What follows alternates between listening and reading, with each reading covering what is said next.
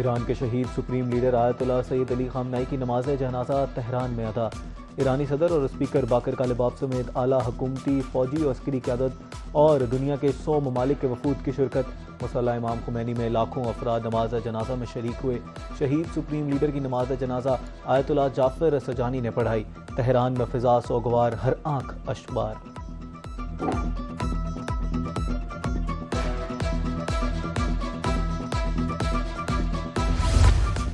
ایران کے شہید supreme leader کا سفر آخرت، آیت اللہ علی خامنہئی کے نماز جنازہ میں رفقت آمیز مناظر۔ پیر کو صبح جنازے کا جلوس تہران سے گم جائے گا۔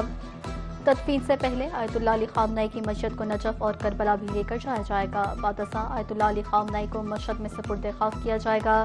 ایرانی میڈیا رپورٹ کے مطابق شہید سپریم لیڈر آیت اللہ سید علی خامنہئی کی تدفین مقدس مقام روضہ امام رضا علیہ السلام کے احاطے میں کی جائے گی۔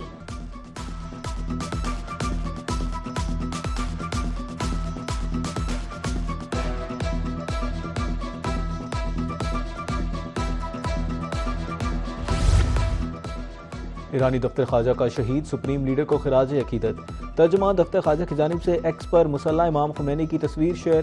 اسماعیل بقائی نے شہید رہبر کی تصویر کے ساتھ فارسی زبان میں پیغام بھی شیئر کیا۔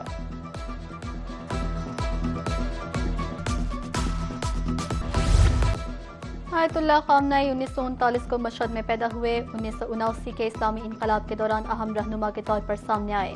1981 سے 1989 تک بطور ایرانی صدر فرائض سر انجام دیے۔ 1989 میں آیت اللہ خمینی کی وفات کے بعد سپریم لیڈر بنے۔ 36 سال تک ایران کے رہبر اعلیٰ رہے۔ 28 فروری 2026 کو ایران پر امریکی اسرائیلی حملے میں شہید ہوئے۔ مارچ 2026 میں ان کے بیٹے آیت اللہ مجتبیٰ خامنہئی نئے سپریم لیڈر بنے۔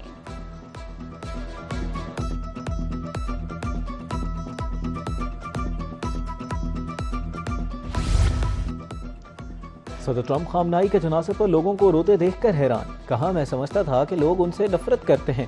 امریکہ چاہتا تو خامنہئی کے جنازے میں ایرانی قیادت کو نشانہ بنا سکتا تھا۔ امریکہ ایک ہی حملے میں سب کو ختم کر سکتا تھا، مگر ایسا نہیں کیا۔ حملہ اس نے نہیں کیا کہ پھر مذاکرات کے لیے کوئی نہ بچتا۔ خامنہئی کی تدفین کے بعد جوہری مذاکرات دوبارہ ہوں گے۔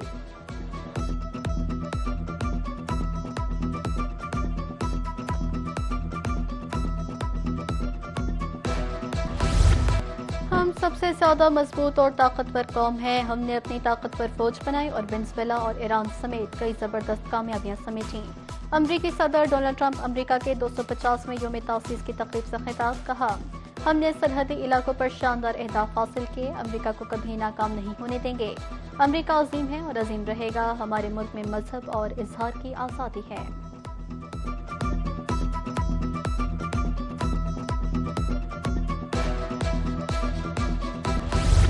امریکہ کا 250واں یوم آزادی، نیو یارک میں جشن، آتش بازی کا شاندار مظاہرہ، آسمان پر رنگوں کی برسات، نیو یارک کی بندرگاہ پر بحری جہازوں کی پریڈ، جنگی جہازوں نے مجسمہ آزادی کو سلامی پیش کی۔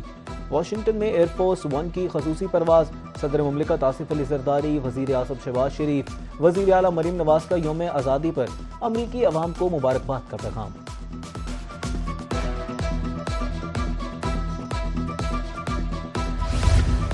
امریکی صدر ڈونلڈ ٹرمپ کی روسی ہم منصب پیوٹن سے ٹیلی فونک گفتگو۔ ترجمان کریملن کے مطابق دونوں رہنماؤں نے 1.5 گھنٹے تک مختلف امور پر بات کی۔ امریکی صدر نے یوکرین جنگ کے حل میں مدد کی پیشکش کر دی۔ پیوٹن نے کہا کہ روس بھی اس تنازع کے سیاسی اور سفارتی حل کا خواہاں ہے، تاہم روس کے بنیادی موقف کو مد نظر رکھا جانا ضروری ہے۔ ٹرمپ نے کہا، وٹکوف اور جیریڈ کشنر دوبارہ ماسکو آنے کے لیے تیار ہیں۔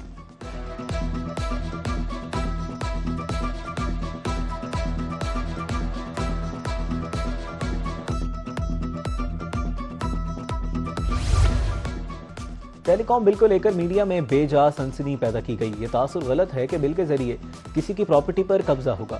وزیر قانون اعظم نذیر طارق کی نیوز کانفرنس۔ وفاقی وزیر شیزا فاطمہ کا کہنا تھا کہ اتفاق رائے سے قانون سازی کی جا رہی ہے۔ ٹیلی کمیونیکیشن ایکٹ میں ترامیم وقت کا تقاضا ہے۔ ٹیکنالوجی کی ترقی کے ساتھ ڈیٹا کی ضرورت بھی بڑھتی گئی۔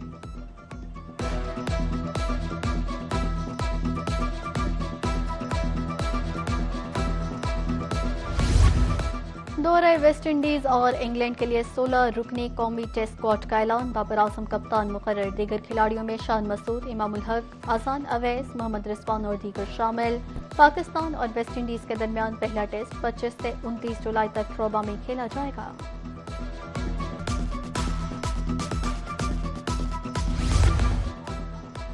امید ہے کپتان کی تبدیلی کی ٹیم پر مثبت اثرات مرتب ہوں گے۔ پاکستان کرکٹ بورڈ کے director high performance Aqib Javed کا کہنا ہے کہ مشاورت کے بعد صرف بابر اعظم کے نام پر اتفاق ہوا ہے۔ سابق کپتان مصباح الحق کا کہنا ہے کہ کرکٹ میں تسلسل بہت ضروری ہے۔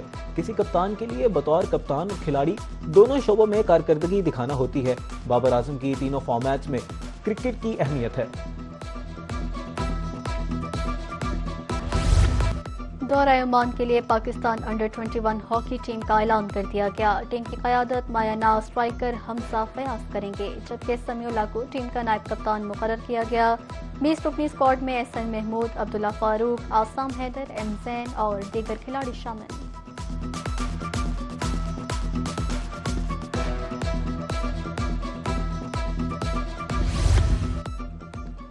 اسلام آباد میں پیش آیا انتہائی افسوسناک واقعہ، خاتون کو اغوا سے بچاتے ہوئے پاک فضائیہ کے گروپ کیپٹن عاصم شہید ہو گئے۔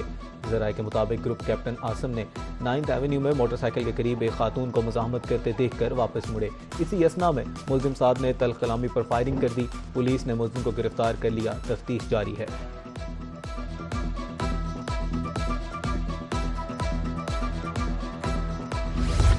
لاہور سے کراچی جانے والی شالیمار ایکسپریس خانیوال اسٹیشن کے قریب حادثے کا شکار، ٹرین کی ایک بوگی پٹڑی سے اتر گئی۔ حادثے میں کوئی جانی نقصان نہیں ہوا۔ متاثرہ بوگی کو الگ کر کے ٹرین کو روانہ کر دیا گیا۔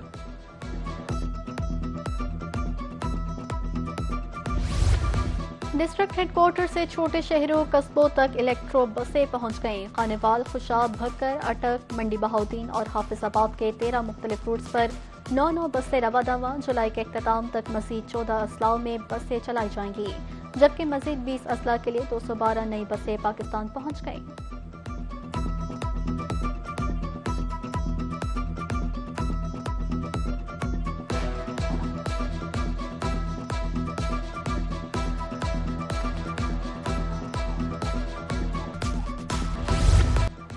جنوبی پنجاب کے خوبصورت سیاحتی مقام فورٹ منرو سے اسلحہ کلچر کا مکمل خاتمہ کر دیا گیا ہے۔ بی ایم پی کے سربراہ کمانڈنٹ امیر تیمور خان نے فورٹ منرو کا ہنگامی دورہ کیا۔ ان کا کہنا تھا کہ بارڈر ملٹری پولیس کی جانب سے سیاحوں کی جان و مال کی حفاظت کے لیے مثالی انتظامات کیے گئے ہیں۔ بادب با ملاحظہ ہوشیار، پھلوں کے بادشاہ ملتانی آم کی مارکیٹ میں انٹری۔ ملتانی آم اپنے ذائقے اور مٹھاس کی وجہ سے پوری دنیا میں مقبول ہے۔ ملتان کا آم نیلامی کے لیے فروٹ منڈی میں پیش۔ ملتان زرعی یونیورسٹی میں مینگو اینڈ ڈیٹس فیسٹیول اختتام پذیر ہو گیا۔ آخری روز بھی شہریوں کی کثیر تعداد نے مینگو فیسٹیول کا رخ کیا۔ آم کی 200 سے زائد اقسام کی نمائش کی گئی۔ مختلف کھانوں اور آم سے تیار اشیاء کے سٹالز بھی رش لگا رہے۔ فیسٹیول انتظامیہ کی جانب سے بچوں کے لیے ٹیبلوز اور پلے ایریا کا خصوصی اہتمام کیا گیا۔